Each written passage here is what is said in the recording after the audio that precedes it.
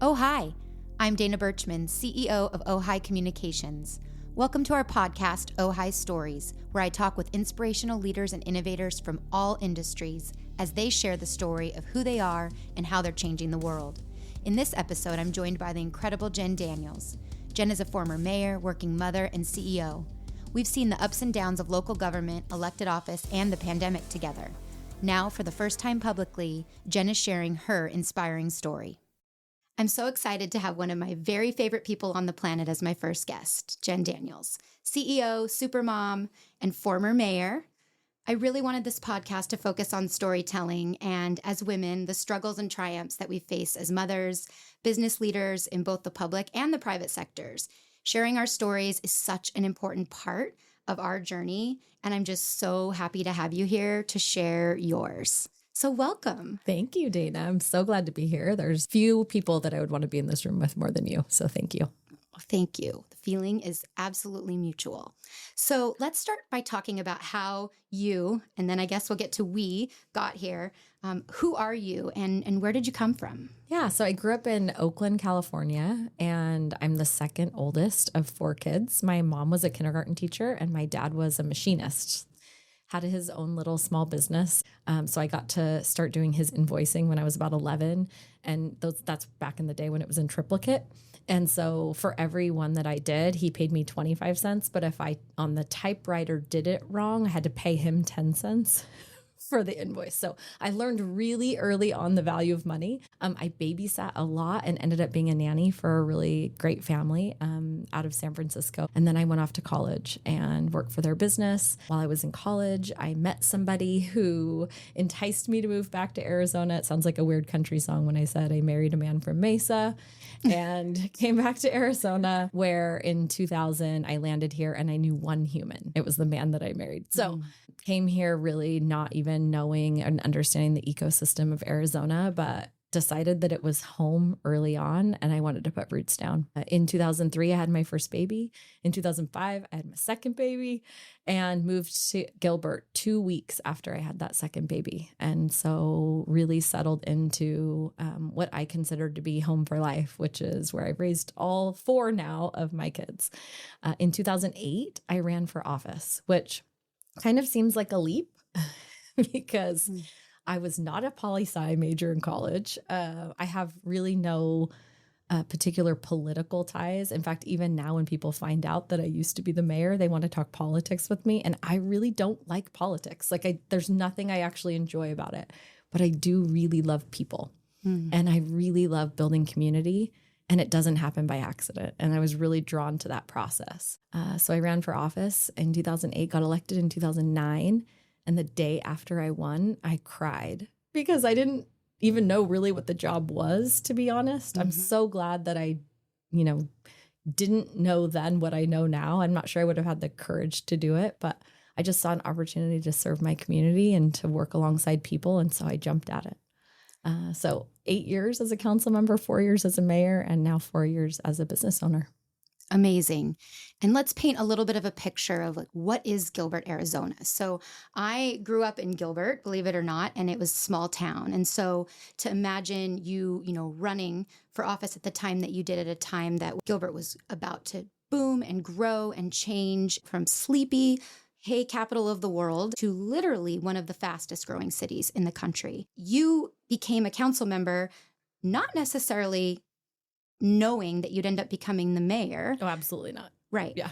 And so take me through that journey. So I started working there in 2012. And so that's where we met. And you were a council member and we're the same age. And I instantly knew, well, we have a lot in common. We were doing some really cool, innovative things. We were thinking outside of the box. When I came into the role there was no social media. They weren't using video for anything. They weren't engaging. And yet, there were almost, 300,000 people that live in a community, and the average age was 32 years old at the time, which was really close to what our age was. Yep. And so we were that average resident. We could understand what the citizen wanted, who they were, how to reach them, to get to them. And when I found out that you were going to become our mayor, I remember very vividly thinking, oh, this is going to be amazing. Our previous mayor, John Lewis, was beloved and wonderful and willing also to be on camera and do amazing things. And yet you brought this relatable, connectable element to the job, and we could partner together and take full advantage of that. And we did. And it was a joy. One, because you were willing to do pretty much anything on camera. And two, because you were just so genuine in your commitment to the job. And you knew how to connect with people because it was you who was the average resident that we were trying to reach. And so being a mom and a busy working mom was an easy role to play when that's what you're doing. And so we just had a blast. Yeah. I think as women leaders, you were a leader within the organization and I was an elected leader. We initially had that sort of connection as, okay, we're both here to lead. But I think the best leaders really know themselves and focus on the authenticity of their own leadership, which was what I really appreciated about you in that role. When John Lewis asked me if I'd be willing to run for mayor, I immediately said, absolutely not. Because I saw in him things I didn't see in myself, and therefore I didn't see myself as an elected leader in that space. It wasn't until probably 6 to 8 months later, after lots of conversations that included like come to Jesus moments that I call them for myself, where I had to say, okay, can I do this in my authentic way? I think what people fail to realize is that you have leadership skills, but you have to be the leader that's authentic to your personal values, to your personal brand and authenticity. And if you try to do it the way somebody else does it, you are going to fail. Isn't that true for so many roles though, right? Not even just if you're a leader, a mayor, a CEO, but just being able to show up as your true authentic self in your job, in your work, in your life every day, I think is so critical for women, especially to find true success. And there's no greater joy than being able to do that, which is, I had worked at some really cool jobs in, New York City and other places. And I never would have imagined that in my own small, sleepy hometown, I could have an opportunity to storytell and bring to life the people and the communities and the color and the fabric that was in Gilbert with someone like you and, other leaders in the organization. But it's really true about that authentic self. And there's nothing worse than showing up and trying to be something that you're not, right? You'll be miserable. The people around you will be miserable. You'll struggle to understand, your purpose, your role. If the best leaders know themselves, they have to know what they value. They have to know what's most important to them. They have to know who they're serving. They have to really understand the people that they're working alongside. And I think it takes a level of emotional intelligence. And let me tell you, I got it wrong a lot. Like I can give you hundreds of examples. And I appreciate that you have been patient with me over many, many years. I mean, you and I have had a lot of, I would say, pretty difficult discussions and conversations. You and I are not politically aligned in every way. But I think we have more respect and commonality than not. And I think that's ultimately what makes the difference. I see who you are, and I want you to be the best version of whoever you are, because that's what serves this community the best. And it's the multiplier effect that a leader can have. I think that's such a great point, especially with such divisive politics in the world now. And we're going to get to kind of what changed and how the world shifted during our time together. And you just said it at the beginning. You said, I don't like politics, right? It's about doing your best work, showing up every day, like you said, as your authentic self, connecting with people, doing what you know is right, understanding what it is that your customer, your citizen, your resident wants. Figuring out how to communicate with them that way or reach them and serve them, give them services in that way that they want them. And that's where the magic happens. I recently told someone that story about us. I said, we're on like completely different opposite sides of the political aisle at certain times. I said, but that did nothing but make us better together. No, you helped me see angles. Again, a leader has to understand where their blind spots are. And you helped me see where my blind spots were. And I can look at women that I know that are incredible mothers where I can observe their mothering and recognize some of my own blind spots and figure out ways to sort of shore those up or to find other people to help fill those so that my children have that comprehensive experience. When it comes to my education level or my, expertise, like I can't know it all. There's no possible way I can know all 276 lines of service that Gilbert, Arizona provides to its residents. I physically cannot, but guess what? There's a collective body of people that can. Mm-hmm. And my job, again, is just to see them for exactly who they are, their strengths, and to allow them to help me see where my blind spots are so that I can support them in the best ways. And it's just too bad that we don't have more elected officials like you. And so we can't get elected anymore. That's the problem. Mm-hmm. Isn't that the shame? Yeah. I'm an observer of politics. I don't necessarily play in politics. And it makes me very, very sad to see the extremism on both sides that has to exist in order to get elected in traditional primary environment. I completely agree. Unfortunately, I think also that that divisiveness has deterred good people. Like both you and I are no longer in that space, mm-hmm. right?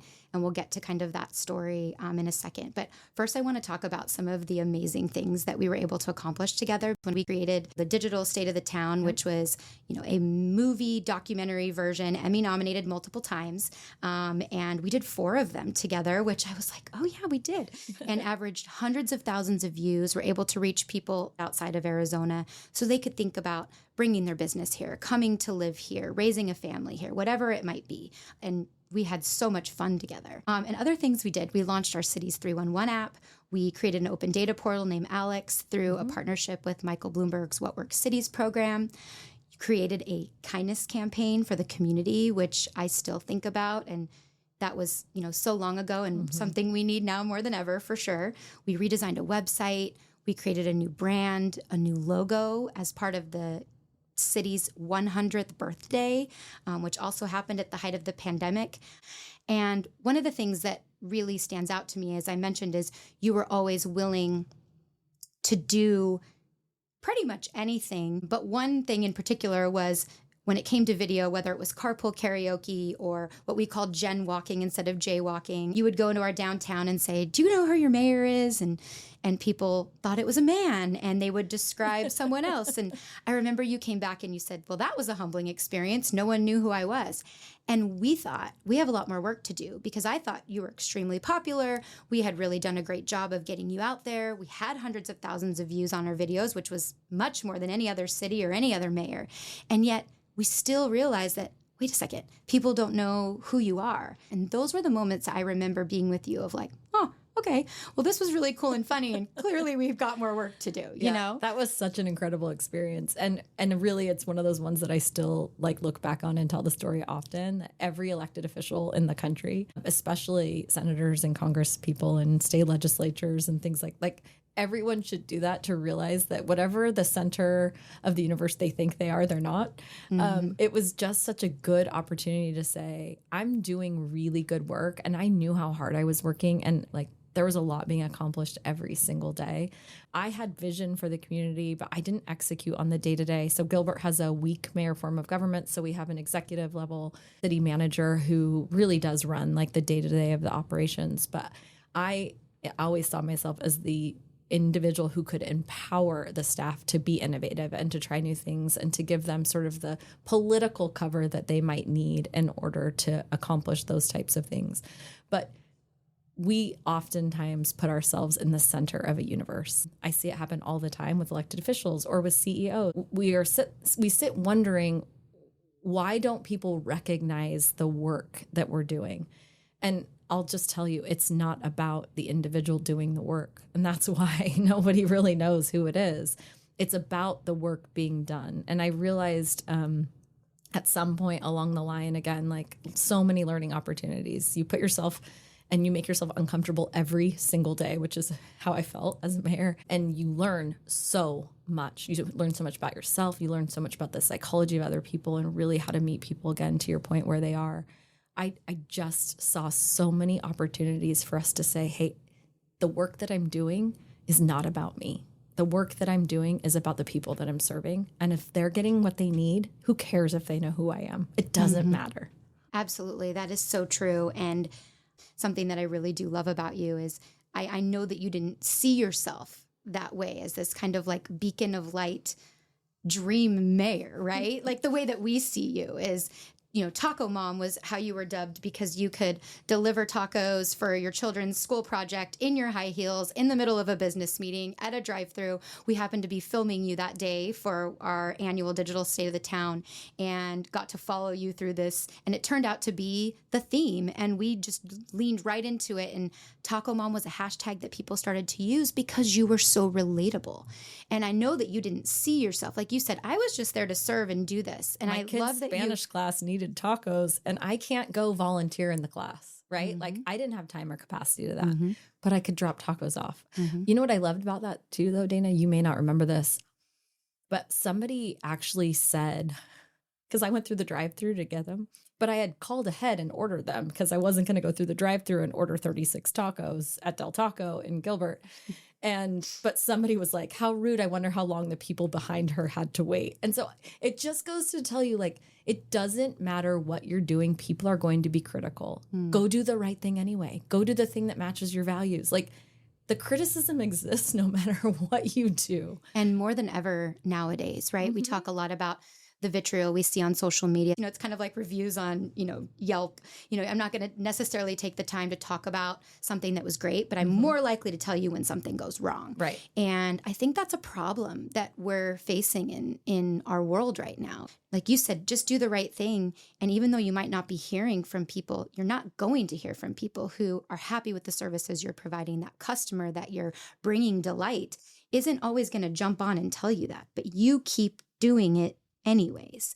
And I think that's such an important point. And it's really a sad state of our world right now that the negativity, what goes wrong, what isn't right is kind of front of mind. And then fear comes into play because you're holding back. You touched on exactly what it is, Dana. And people act out of two reasons. If you break it all down, every decision is made out of either love or fear. And the pandemic woke up fear in people that they hadn't previously experienced or knew how to manage. So as a leader, my job is to respond to fear with love, not to confirm the fear, not to create more for political gain, which you hear a lot of in today's world. My job is to respond with love. How can I love you better so that you can trust that what I'm doing is in the best interest for you? And we've lost that, really, I think, at most levels of government. Don't get me wrong. There are some incredible leaders out there who are in office who are doing really, really good work. But I really feel like if we can respond better with love, the reason why you excelled in your position as the Chief Digital Officer in Gilbert is because you loved the community so much. You grew up here, you had these incredible experiences, you left a career in New York City to come back here to instill that love in your community. I love the people here because they gave me opportunities that, frankly, I would not have had in any other municipality, maybe in the country. I do not fit the mold for a mayor or even a council member for that matter, especially at the sort of stage of life that I was in then. And so how do I respond to fear with love? And again, that 2020, I think, awoken a new fear in the general population, and I haven't seen that dissipate. Mm-hmm. Yeah, let's talk a little bit about what happened in 2020. I think we were doing some of our best work when the pandemic hit because we'd been preparing for it without knowing we were preparing for it. But we were already engaging with people online. We didn't have to turn around and suddenly start to use social media platforms. We had the tools we needed for remote work. You supported that change in the organization, which for government was really unheard of at the time.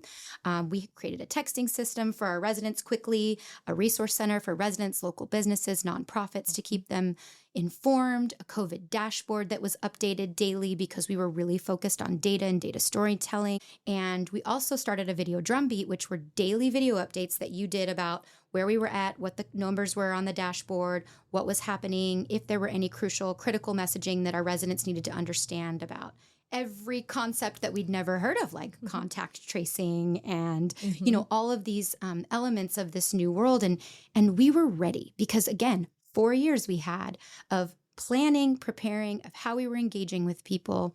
using video to do this, using data to back up what we wanted people to understand, telling a story. We had a massive following, 500,000 people already online and on social media. And so we could go right to them. Mm-hmm. So the foundation was set for a moment like that we never anticipated. But when it came, I thought, we're killing this. We were getting calls from the governor's office. Who's doing your videos? Who built your data dashboard? How can I get my hands on your mayor? You know, you had your daughter at home filming you in your kitchen, and all of that on top of social unrest that was created post George Floyd's death. And like you said, this influx of anger and pressure on cities and police departments all across the country to respond and act. Mm-hmm. And we, again, were prepared to do just that with the structure, the relationships, everything that we'd built.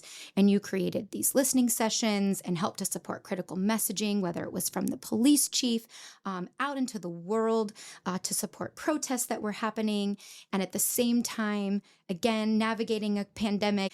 And we didn't know this was a long game. Yeah. And you're sitting here saying to me 4 years later, we're still dealing with it. Yeah. And we thought, oh, this will be 6 weeks. Yeah, we can do this every day. Like, this is no problem. And then in August of 2020, you resigned as mayor and the world changed.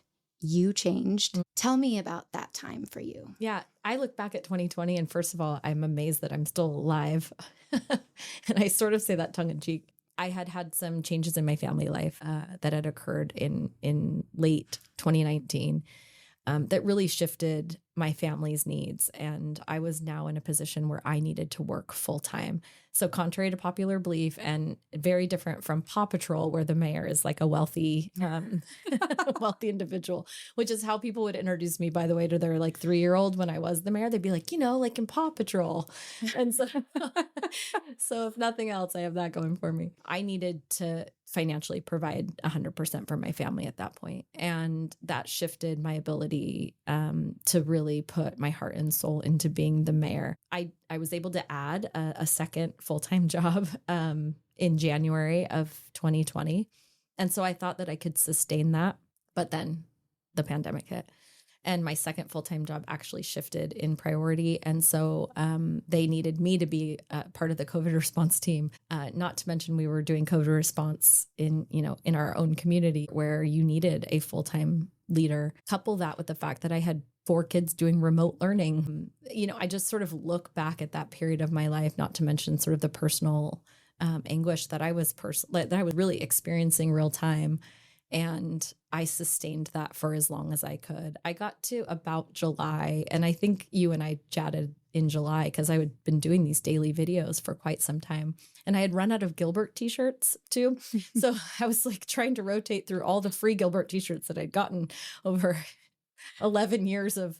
I do remember the day that you said, I haven't had a chance to take a shower. I look awful. And I was like, this is perfect. Yeah. This is what we're all looking like right now. Mm-hmm. And trust me, I know you're usually the polished mayor, but everyone will be happy to see that you're human, like all of us. Yeah. So it started to show, you know, and so you were willing to still share that truth. I mean, you get to the point where you're like, at this point, like, you've heard me sort of fumble over everything else. Like a lot of the humility had been gained by this point because you realize all the things you don't know. I mean, rewind back to March of 2020. We were getting new information by the hour. I was on a conference call every 45 minutes getting new information from, be it the CDC or the county health department or the governor's office, or like we were just constantly in flux and getting new information as leaders. And I guarantee you we made a gazillion mistakes. I guarantee you that we made, like, collectively across this country, like judgment calls that we had to make in the moment that frankly were probably the wrong ones, but we did the best we could with the information that we had where exactly we were. My lens was continuously, what do our residents need? Our residents need to hear from their leadership. They need to see us, even the unpolished, let's call it less than put together versions of us. They need to see us actively supporting the community. But July of 2020, I think I came to you and I was like, I can't do this every day anymore. But I hope that people listening understand the importance of being present and visible in times of crisis. You see sometimes in other parts of the country, and it's not just cities, sometimes it's CEOs, and sometimes it's your pilot on the airplane. Like, at this moment, I need to hear from you that everything's okay with the airplane. And that's how I felt as a mayor. Like, I need to tell the community that here's where we are. I'm going to give you the raw, unvarnished truth. But I also think we're going to be okay. And here's why we're going to be okay. We're going to be okay because we're meeting each other's needs. And I thought I loved people before I was the mayor. But after the 2020 experience, I love people even more because I got to see from a vantage point that probably very, very few people got to see, the amount of heart and soul and giving that went on from human to human. Mm-hmm. Was there a lot of bad behavior? Yep. I was going to say, there was some ugliness too that reared its head. We were experiencing that. And it was the tone online, on social media and everywhere. No one was immune to the criticism. Some of that criticism was absolutely warranted. Some of it was unfounded and, again, born out of their own fear. But this is where I learned to ask, Dana, I wonder what's happening in that person's life that's having them show up as the not best version of themselves. I mean, that's really what it came down to, is like, there is something happening in that person's life that is causing them to show up in a way that I don't think they'd be proud of. And I have enough experiences of that in my own life, in leadership, as a mom, at the time as a wife. Like, I have enough of those types of experiences to say there were things that had me showing up as the not best version of myself. I really don't want to be that person today. The number of times as an elected official, I responded to an email and then had to hit backspace all the way to the beginning and start over again, because that was not my best work. That was my reactive self. How can I get back to what is this individual asking of me, and how can I meet that need? This happens with our kids all the time. Your kid comes to you and they have a bad attitude and they are, mad at the world, and maybe they're not even talking, but maybe they're swearing, and sometimes they're throwing things. And I have to sit back, and instead of responding in the way that probably is more natural and human, I hope, and at least I think most of the time, I can sit back now and say, what do you not have that you need? Mm-hmm. Like, what is it that you are lacking? Is it sleep? Is it nutrition? Or are you overstimulated? Do you need some downtime? Do you need some quiet time? Like, what do you need? And adults are no different. Everybody needed quiet time during the pandemic, and no one was getting it because of the quantity of information and the level of fear. As much as I knew that we were doing great work, I knew that I couldn't sustain it any longer. Mm-hmm. I think I was working 22 hours a day. Like, I look back and I think I wasn't sleeping. I was worried about my kids for personal reasons, but also because their education was completely disrupted, and something had to give. Mm-hmm. And it couldn't be the thing that actually was paying my mortgage and my bills. And it couldn't be my children because they needed me more than ever. Mm-hmm. And it couldn't be my sanity. So it had to be something. And I don't think people understand how devastated I was. Not that anybody needed to be empathetic for me at the time.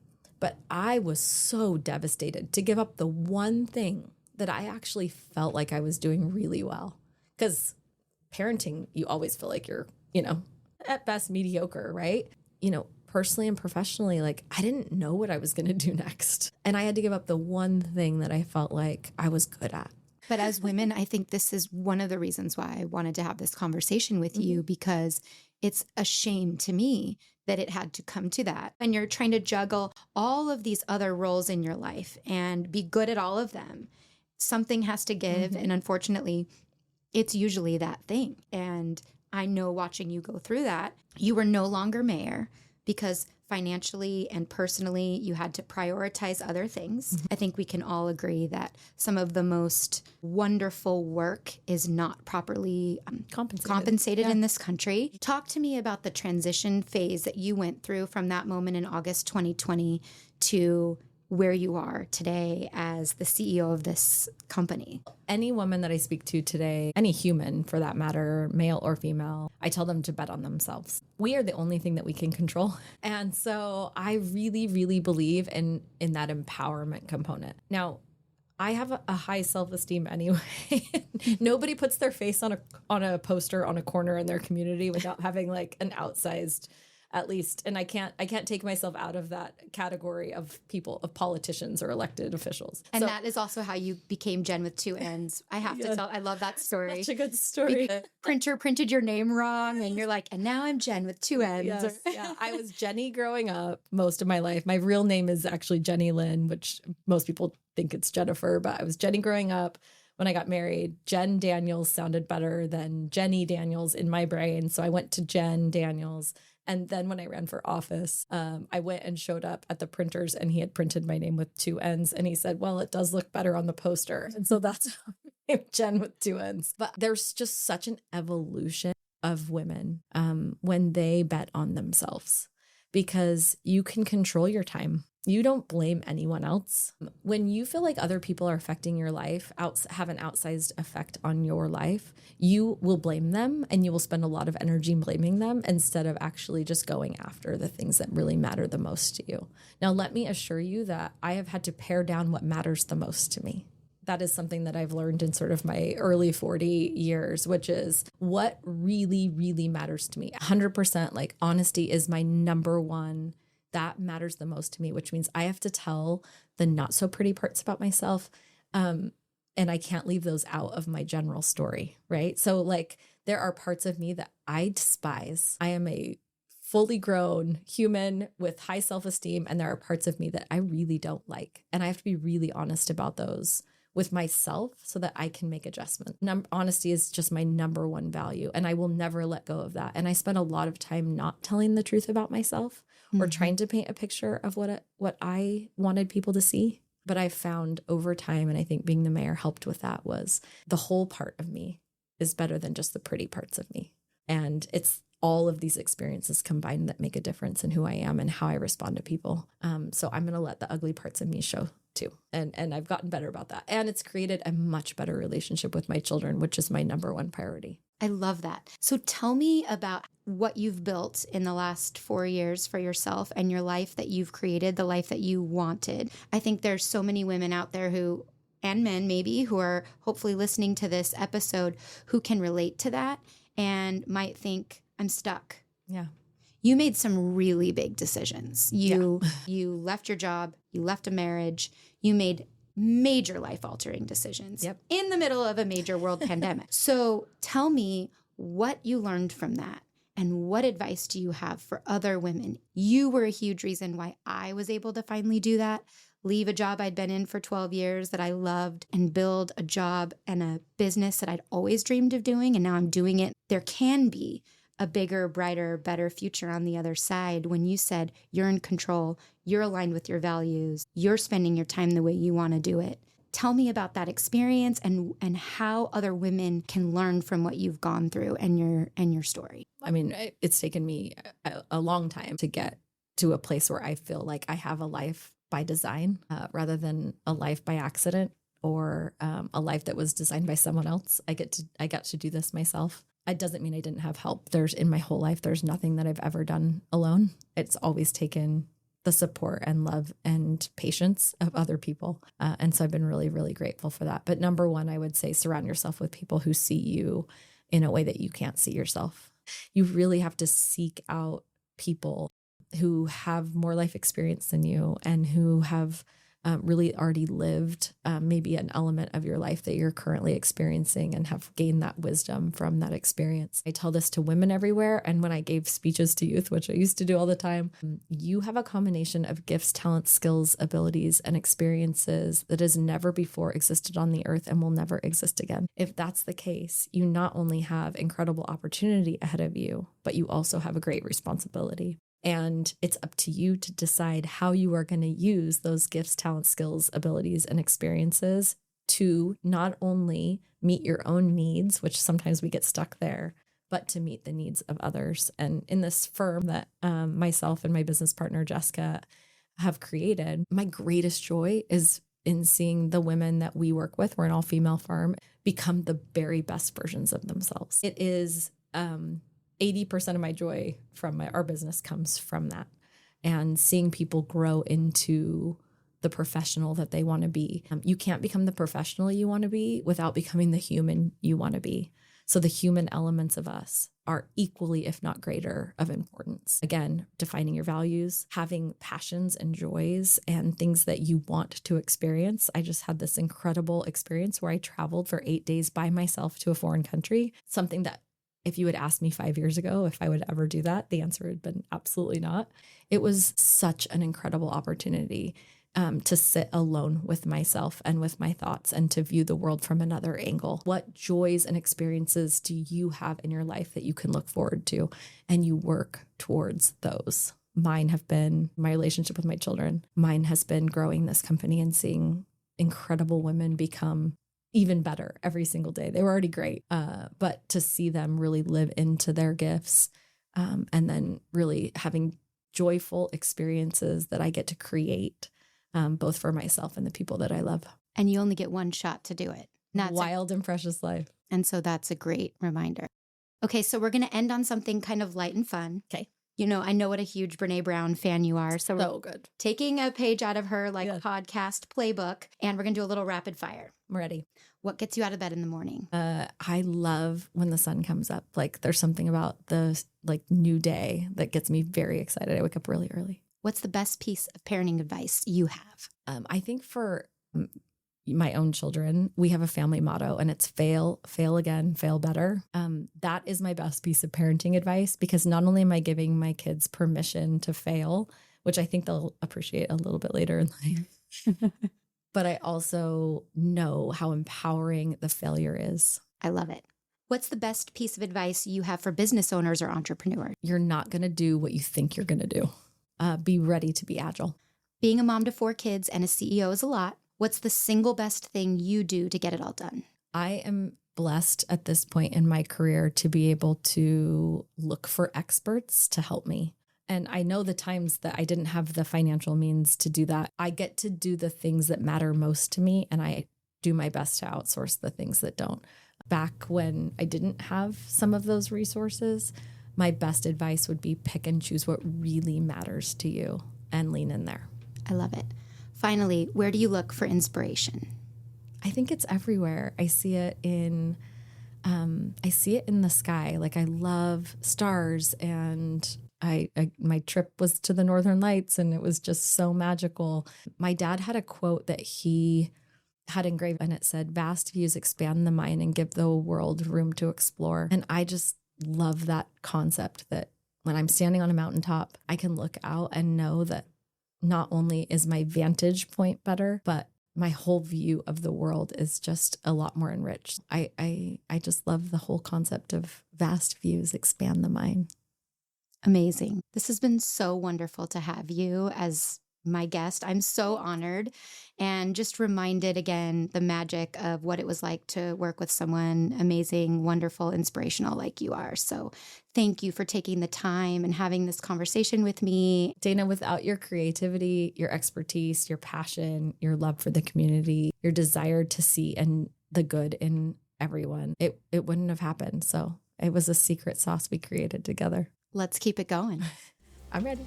Thank you for coming. Of course. I hope you enjoyed this episode of the Ojai Stories podcast. Please leave us a 5-star review on your podcast platform of choice and stay tuned for more episodes coming soon. And visit our website at ohaicommunications.com.